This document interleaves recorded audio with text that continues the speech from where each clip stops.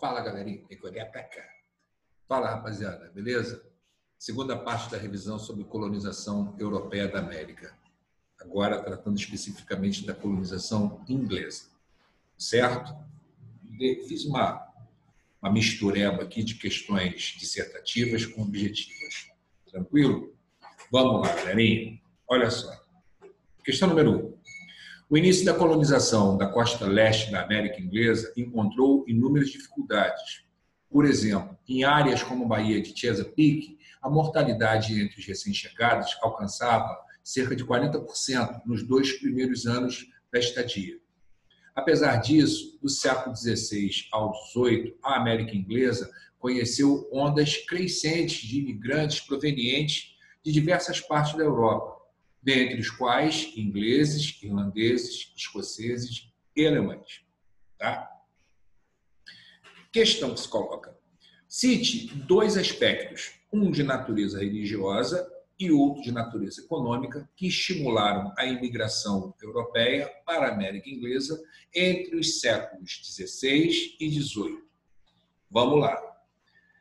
Tem que se lembrar da questão inglesa, certo? Principalmente da chegada dos Stuart, da dinastia Stuart ao poder. Tá?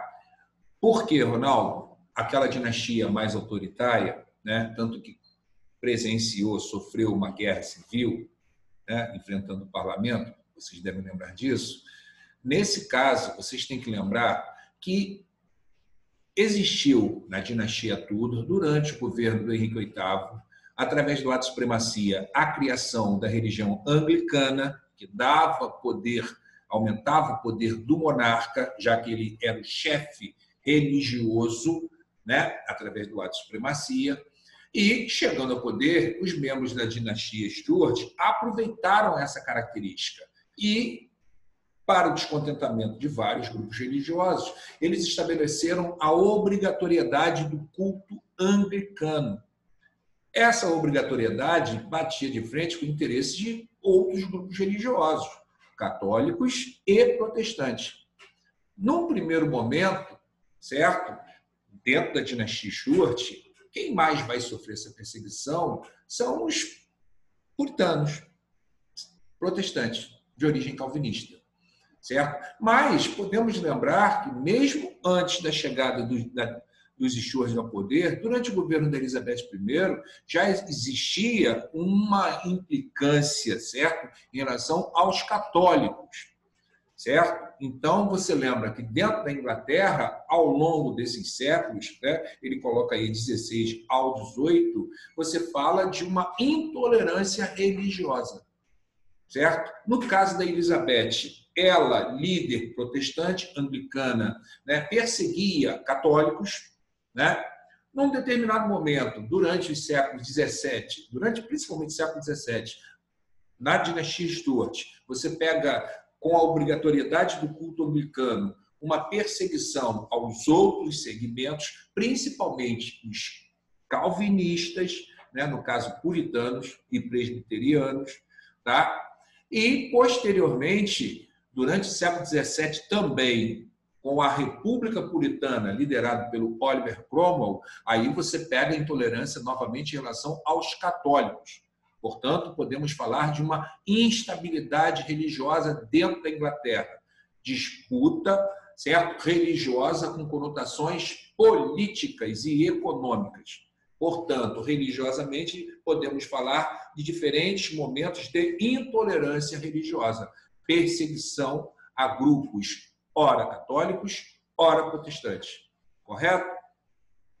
Vamos lá. Tem também, como ele coloca aqui, ó, natureza econômica, que, no caso, estimula essa imigração, essa saída da Inglaterra em direção às áreas de colonização na América. Certo? E aí a gente pode lembrar do processo de cercamento dos campos. Não só isso, mas principalmente o processo de cercamento dos campos.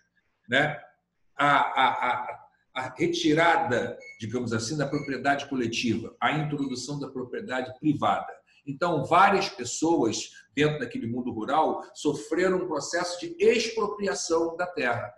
com a introdução do trabalho assalariado e da propriedade privada, vários camponeses se viram sem oportunidade econômica, sem a posse da terra. E isso faz com que aumente a imigração de pessoas em direção à América, procurando, no caso, melhores condições de sobrevivência.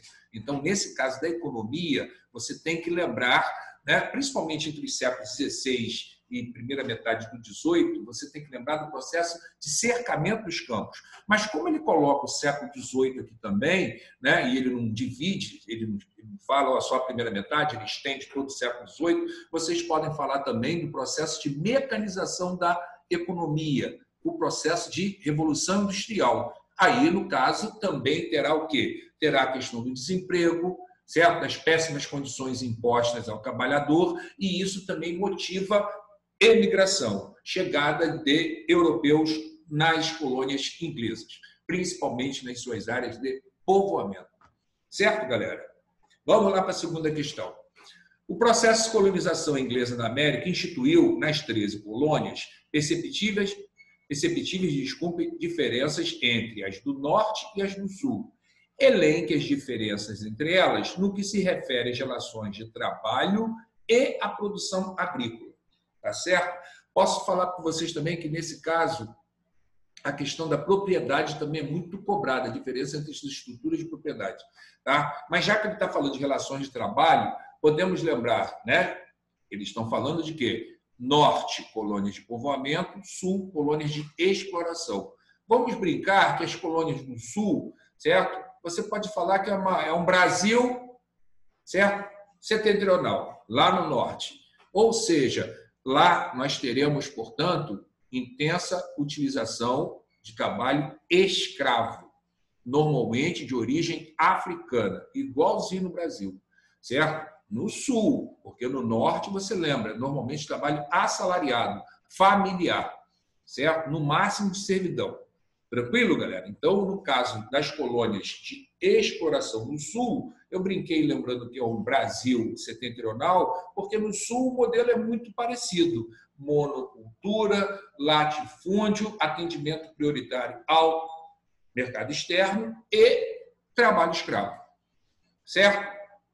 E no caso, vamos lá, aí está falando de relações de trabalho, então, nas áreas de povoamento, diferentemente do sul, nós teremos, como eu acabei de falar, o quê? Nós teremos um trabalho assalariado, certo? Normalmente familiar. Por quê? Porque lá você pega basicamente um atendimento, você até pega um atendimento ao mercado externo, né? Através do famoso comércio triangular, mas você pegava também núcleos urbanos, que necessita de um atendimento desse mercado interno.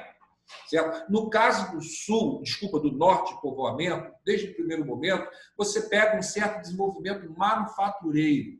Então, nesse caso, friso, você pega um trabalho assalariado, normalmente de cunho familiar, podendo ter a famosa servidão de contrato, onde trabalhadores, né, vinham em direção à América, certo? Trabalhavam num período que poderia ir de 3 a 5 anos, em troca do pagamento da passagem Europa-América, certo? Caracterizando a tal da servidão de contrato. Tranquilo, galera? O que mais que ele fala também? Em relação à produção agrícola. Então, o que nós temos? Eu acabei de falar, né? Se temos no sul uma estrutura muito parecida com o Brasil, de plantation, certo? Você vai ter uma produção agrícola normalmente monocultora.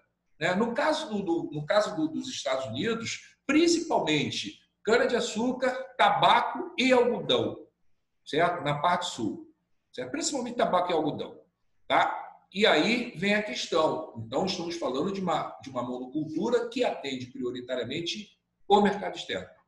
Certo? No norte não. Né? Até pelo clima parecido com o da Europa, você não vai desenvolver um plantio em larga escala de um produto exótico para aquela região ali, certo? Então, como é uma economia já, um processo de manufaturas em desenvolvimento, né? E com centros urbanos, aí você vai falar de uma agricultura de policultura, certo? Para atender a necessidade daquelas cidades, daquelas vilas e povoados.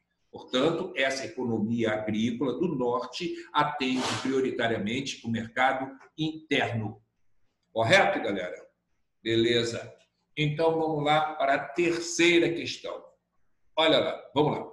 Seja qual for o termo utilizado para descrever o encontro de indígenas e europeus no continente americano no final do século XV, é consenso que seu resultado foi, ao mesmo tempo, lucrativo para os europeus e desastroso para os nativos, para as populações indígenas, certo? Sobre as consequências de tal encontro, analise as seguintes proposições. 1. A colonização da América do Norte foi empreendida por famílias inglesas em fuga da Inglaterra por causa das perseguições religiosas. Olha lá, falamos disso na questão anterior, certo? Ao implementá-la, os colonos dizimaram grande parte da população nativa, considerada um empecilho para os seus interesses. Completamente correto, certo? Completamente correto. Isso você vê até ao longo da história norte-americana, inclusive após a independência, né? O enfrentamento dos nativos, naqueles famosos filmes de Bang Bang ou Faroeste. Certo? Item 2. A estrutura básica da economia colonial na América do Norte foi a pequena propriedade fundamentada no trabalho familiar, na policultura e em uma indústria rudimentar, principalmente na área têxtil. Bacana essa afirmativa, está, fundamentamos o que acabamos de falar em relação às áreas de povoamento, certo? Olha lá. Aqui, ó, pequeno produto do trabalho familiar, certo? Ele não sinaliza aqui, mas existe isso, porque acabamos de caracterizar isso nas áreas de povoamento, das colônias de povoamento no norte das 13 colônias, certo? Item 3. A partir da descoberta da América, pode-se notar o interesse da igreja em cristianizar os nativos, preservando as culturas locais. Ui, pegou. Né? Ao mesmo tempo em que se introduzia pacificamente a nova religião. Pegou. Respeito à cultura local, isso não existiu, sempre tinha questão da aculturação, da imposição da cultura do dominador, isso na América do Norte, na América Central, na América do Sul, na colonização inglesa, não interessa. Sempre existiu a imposição do mais forte, culturalmente falando, principalmente no aspecto religioso, certo? Né? E aí, vamos lá, então, não tem jeito, esse item 3 ele está completamente, totalmente equivocado. Né? Aí eu botei esse tipo de questão para vocês pegarem uma manha. Qual é a manha? Esse tipo de questão que tem afirmativas aqui, o item 3 está errado. Claramente, fácil, qualquer pessoa minimamente atenta às questões históricas vai sacar. Esse item 3 está furado. Aqui, ó, se o item 3 está furado, eu anulo já aqui embaixo a letra A, certo? A letra B e a letra D. Sobram, portanto, as letras C e E. Viu como esse tipo de questão é fácil? Tá? Vamos lá. Item 4. Nas possessões portuguesas, houve pouco interesse na efetiva ocupação do território devido à prioridade dada pelo reino lusitano ao comércio com as Índias e ao fato de não terem sido encontrados metais preciosos nos primeiros contatos. Certo? Alguém pode falar assim, poxa, mas peraí, mas eu posso ficar em dúvida nessa. De novo, vem a questão da manha desse tipo de questão aqui. Se você já sabe, se você vai considerar essa aqui errada, você já sabe, 1 e 2 estão corretas. Tem uma opção 1 e 2 aqui? Não, não tem. Certo? Então, nesse caso, você tem que levar em consideração, sabendo que a 3 está errada, você tem que levar em consideração que ela está correta. Porque aqui tem uma opção na letra C. Ó, 1, 2 e 4 estão corretas. Certo? E aí, Ronaldo? Tá certo? Tá, por quê? Porque ele está considerando principalmente o período pré-colonial. Faz parte da história da América Portuguesa, sim. Lembra? Num primeiro momento, naquele período pré-colonial, no início da colonização, o Brasil vai ficar meio que deixado de lado, certo? Tinha um interesse maior pela economia das especiarias, chamada Rota Oriental. Né? Enquanto não se descobriram minérios importantes, o Brasil não recebeu a devida atenção que merecia por parte de Portugal, digamos assim. Correto, galera? Fechamos a revisão aqui que o tempo vai fechar, tá? Tchau, tchau, tchau, para não ultrapassar o tempo. Valeu, galera.